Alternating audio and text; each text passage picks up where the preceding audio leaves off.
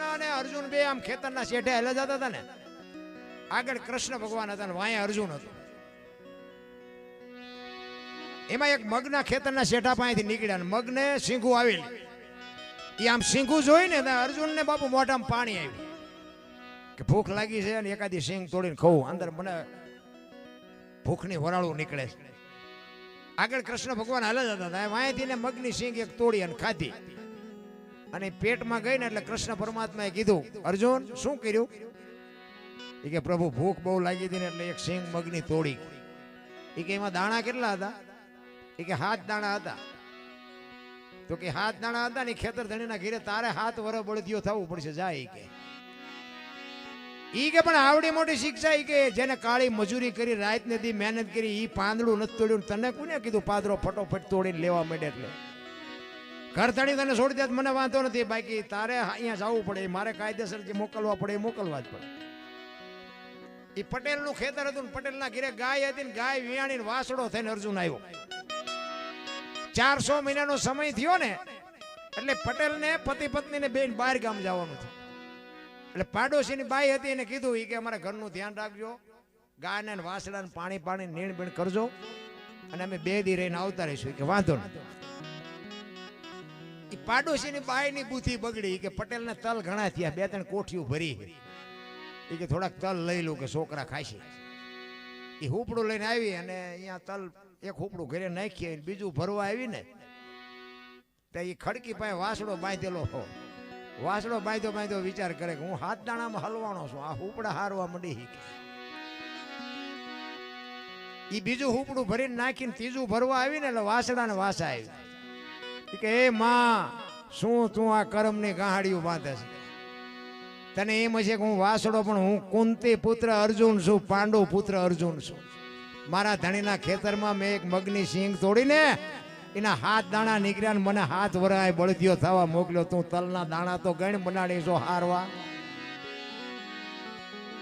આ કરમની ગતિ બાપુ તમને એક દી આડું આવે ને આવે. કોઈને એમ હોય કે આપણને કોઈ નથી ભાડ્યા, ના ઓલો તો બધું તમારા મારા બધાની સામે ધ્યાન રાખીને.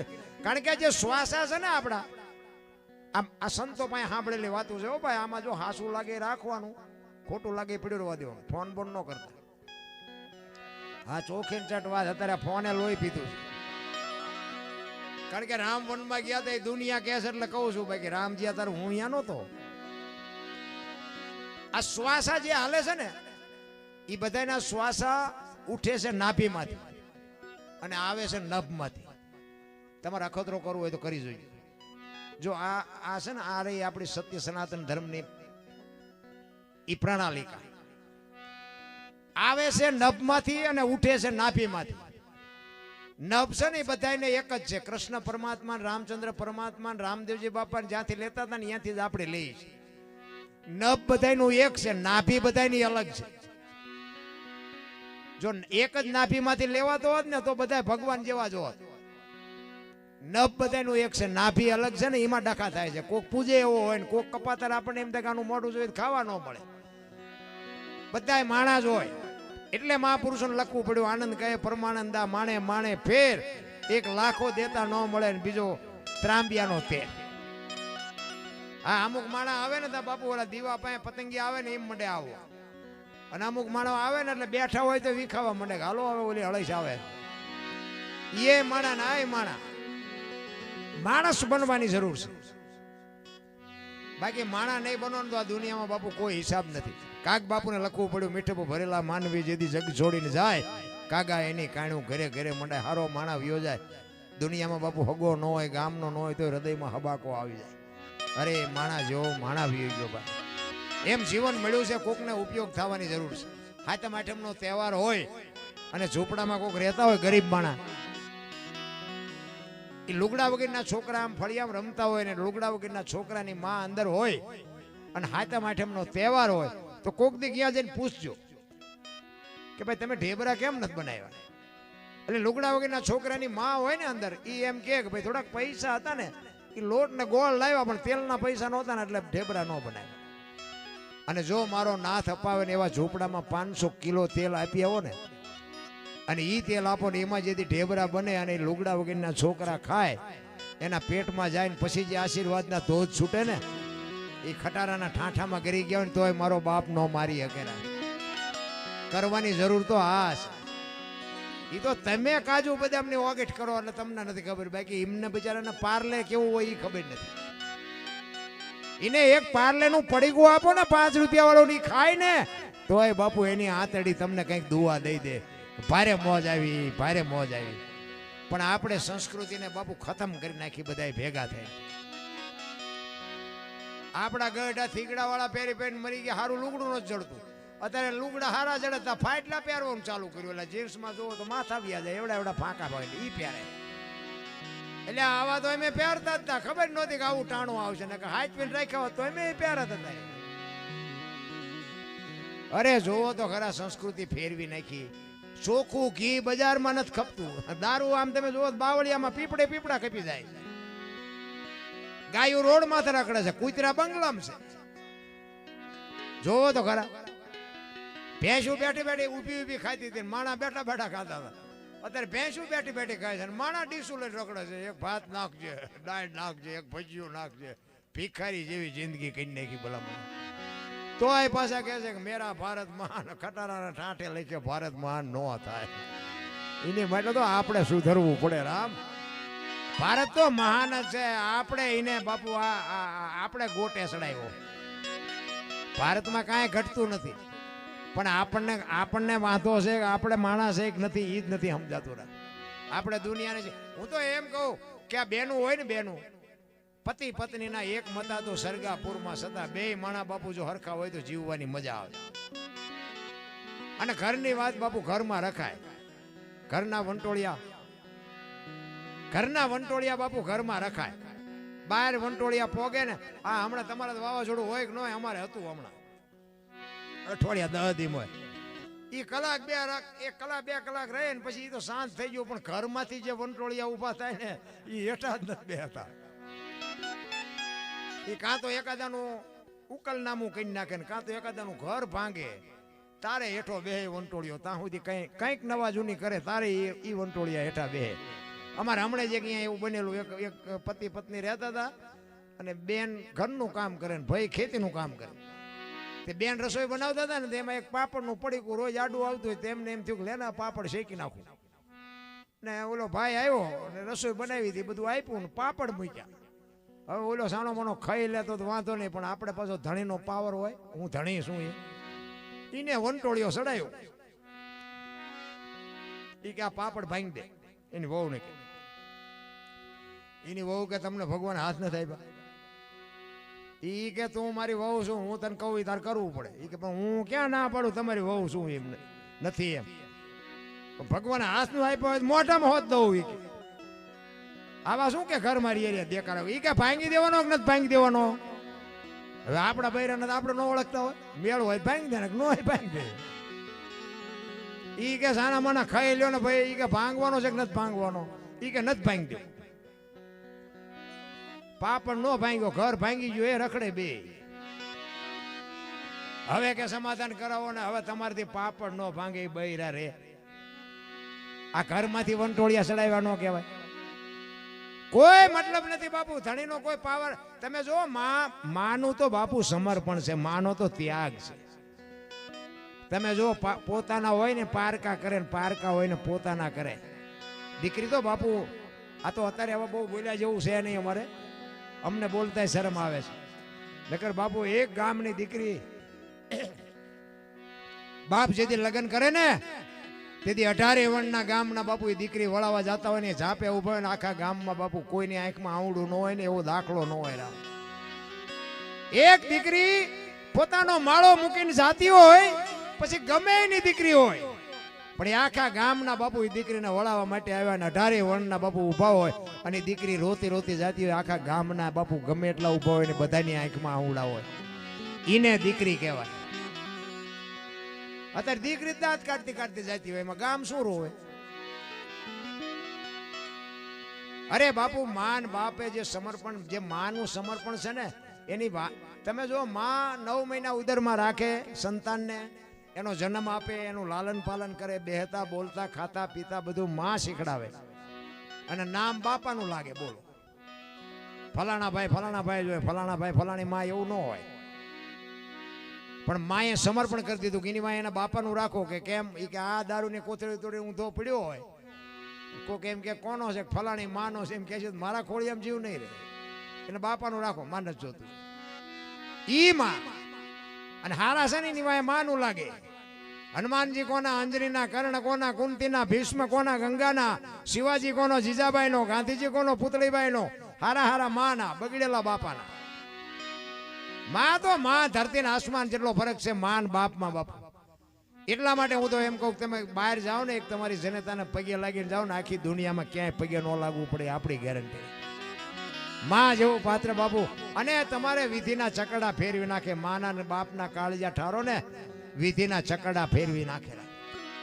અંતરથી મારો દીકરો સુખી થાય, મારા દીકરાનો વ્યવહાર હાલે, મારા દીકરાનું ગાડું વ્યવસ્થિત હાલે, આવી જો અંતરથી કોઈ ચિંતા કરતું હોય તો તમારી જનેતા, બાકી હગો ભાઈ રાજી નથી, લખવું હોય તો લખી લેજો. માં જે તો માં છે ભાઈ. પણ અત્યારે જે બાપુ અમુક દીકરીઓ જે પગલા ભરે છે ને એ તો બાપુ હબાકા આવે છે, પણ હવે કઈ કીધા જેવી વાત નથી રાખી. તમે જોવો તો એક દીકરીને 18 વર્ષ હતી, બાપ એની કેટલી બધી બાપુ એની મજબૂરી હોય બાપની કે મારી દીકરીને સારી જગ્યાએ ભણાવો.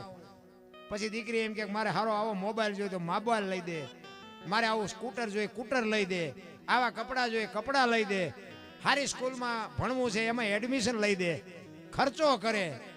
અને બાપુ ગમે એના ભેગી દીકરી હાલતી થઈ જાય તેથી મા બાપના કાળજા માથે શું વીતતી છે ભલામણ. તમે જોવો તો ખરા. હે અરે તમે જિંદગીમાં બાપુ કોઈ દી સુખી ન થાવ. હું કોઈ સુધારવા નથી આવ્યો, જે તમારે મોજ આવે એ કરજો, પણ તમારા આત્માને પૂછજો કે આપણે આ કરીએ છીએ સાચું કરીએ છીએ, સારું કરીએ છીએ. અરે મેં હમણાં કીધું એમ માન બાપ કે દીકરો કે ભાઈ બાપુ આ દુનિયામાં જીવીએ નહીં હકે ને મરીએ નહીં હકે. તમે એવું કંઈક પગલું ભરશો ને. આ લક્ષ્મણ રેખામાં કે સીતાજી, રામાયણનો પ્રસંગ છે, સીતાજી કે લક્ષ્મણ રેખા ઓળંગી ગયા ને હરણ થયું, તો તમે એમ માનો છો સીતાજીમાં શક્તિ નહોતી? હે અગ્નિનો ગોળો હતો, રાવણ માથે દ્રષ્ટિ પડે ને તો રાવણની રાખ ન પડે આ દુનિયામાં. પણ આજની દીકરીઓને કેળો પાડ્યો, જે લક્ષ્મણ રેખા ટપી જાય ને એનું દુનિયામાં હરણ જ થાય બાપુ. રાવણ મરી ગયા એમમાં ન રહેતા ગામો ગામ છે. પછી દીકરી હોય, બાપ હોય, ભાઈ હોય, માં હોય, વહુ હોય, ગમે હોય, લક્ષ્મણ રેખા જે ટપી જાય એનું આ દુનિયામાં હરણ જ થાય. પછી કોઈને વ્યામ હોય તો કાઢી નાખવું અને આબરૂ મેળવવામાં જિંદગી વહી જાય. અને એક વખત જીયા પછી વાય દોડજો, જો જીવો તાવથી ભેગું થાય તો હું તમારો ગુલામ થઈ જાઉં. આબરૂ મેળવવામાં જિંદગી વહી જાય. જિંદગી ગામમાં બાપુ રહેતા ઘણા હોય, પણ અમુક માણાનું નામ બોલાતું હોય કે ફલાણા ભાઈની વાત ન થાય. ઈ કેટલો ગા હતો હોય ને કેટલું બાપુ દુનિયાની વાય જે ખર્ચો કરતો નહીં તો એનો આત્મો જાણતો હોય, એમ નામ નો વાતું થાય. એટલા માટે કહું છું ખાઈ પીને આનંદ કરો. અને તમારા ભાગમાં બંગલા ગાડીઓ હશે ને તો નહીં હોય તોય થાય છે, અને ભાગમાં નહીં હોય ને તો હશે તોય વેસાઈ જાય છે. કોઈ કપાતર એવો ભટકાય છે ને બધું વેસી મારશે. બધાય બંગલા ગાડીઓ વાળા ન હોય. એટલા માટે જ બાપુ તમે જો, એટલા માટે હું કહું કે તમે કહો તો હવાર સુધી દાખલા આપું દીકરીઓને જ્યાં જ્યાં આબરૂ. આ જલારામને અહીંયા બાપુ તમે વિચાર કરો કે એક સાધુને બૈરું આપી દીધું. હવે વીરબાઈ એમ કીધું હોત કે મારા બાપાએ શું આ બાવાને આપવા આપી છે તો આવડો મોટો ઇતિહાસ નો હોત આપણી પાસે. ઈ જનેતા એમ કહેતી હોય કે આ દેહનો ધણી તું છો, કાપી નાખ, કટકા કરી નાખ, વેચી નાખ કે દઈ દે, આ દેહનો માલિક તું છો, દઈ દે. અને જલા બાપા આમ બાવડું પકડીને આવ્યા ને બાપુને કીધું બૈરું જોવે છે ને કે હા કે હાલ્યો લ્યો. આ નાની એવી વાત લાગે છે? આ તો આપણે સાંભળીને બેરા થઈ ગયા. એટલે આમ બાવડું પકડાયું ને તેથી સત્તાધારની ગાદી માથે આપા ગીગા હતા ને તેથી એની હાથે ટોકરા નગારા આરતી મંડી વાગો હો બાપુ સત્તાધારમાં. અને તેથી બાપુ સત્તાધારમાં આપા ગીગા નજર કરી અને ખાડ ખાડ ખાડ દાંત મીડા કાઢવા. બધા માણસો હતા જાગી ગયા કે બાપુ આ શું? એની હાથે ટોકરા નગારા વાગે. એ કે કાંઈ છે નહીં, હુઈ જાવ. એ કે પણ બાપુ વાત તો કરો, છે શું આ? કૌતુક શું થયું? એ કે કાંઈ છે નહીં, આ વીરપુરમાં લુવાણાના દીકરાએ વીજળીના ચમકારે મોતી પરોવી લીધું, બસ વાત આટલી છે. કાંઈક મોકો આવે તો કરી લેજો, બાકી જીવનમાં મરી જવાનું જે વાત પાકી છે. આપણે બૈરાના આપવાના ખતરા નથી કરવાના, એવું કાંઈ કરતાય નહીં. અને એ પતે એવું નથી આપણેથી. પણ આપણે એક આંગણે કોક ભૂખો માણા આવે ને બટકું રોટલો દે તો દીકરા જ આપ્યા છે બધા. એટલું કરીને તોય બહુ મારો નાથ રાજી થાય. કારણ કે ભીખ કોઈને માગવી ગમતી નથી. પેટ છે ને પેટ હારા હારા મગાવે. કોઈને ભીખ ન માગવી હોય પણ પેટમાં વરાળું નીકળતી હોય નોય હોય કહેવું પડે કે એ બાપા થોડુંક કંઈક ખાવા હોય તો દિયો ને. એ પેટ મગાવે છે. પછી આપણે ડેલી વાડી કરવી ને એનો કોઈ મતલબ નથી રાખતો. એમાંથી આપણો કણિકો છે ને કાંઈક કોકનો આપણા ઘરમાં લખેલો. આજે અમે કાનજીભાઈ ને અમે કાનજીભાઈના ઘરે અમે છે મેં બોલો હવે અમારે આંખની ઓળખાણ નહીં. અને એમનો દીકરાનો ફોન આવ્યો એ કે જમવાનું આપણા ઘરે. બોલો હવે આ કોને લખ્યું હોય છે અમારું અહીંયા? અમારું ગામ ક્યાં 80 કિલોમીટર છે. અહીંયા આવ્યા ને એમના ઘરે ભલે કોઈ બીજા મારા કોઈ વિરોધી એવું નથી પણ અમારું અનાજ અહીંયા લખેલું પડ્યું હતું. એ કોને લખ્યું? કહેવાનો મારો મિનિંગ એમ છે કે એ તમારા આંગણે કોક આવે ને તો મારા બાપ આ કંઈક કરજો, બટકું રોટલો કોકને દેજો.